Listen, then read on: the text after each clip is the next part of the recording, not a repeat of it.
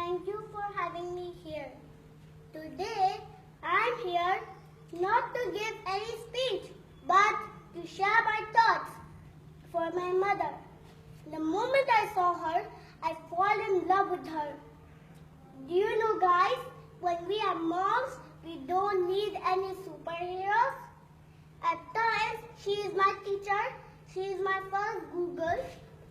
For me, she is the best cook in the world. My first aid kit, my 24/7 caretaker. She bears all my attention. I would like to request all of you to treat your mothers like a queen. And my dear friends, from your side, I need your participation in household chore like I do. We should not stick to a particular day to make her feel special. Every day is a Mother's Day and make her feel the same.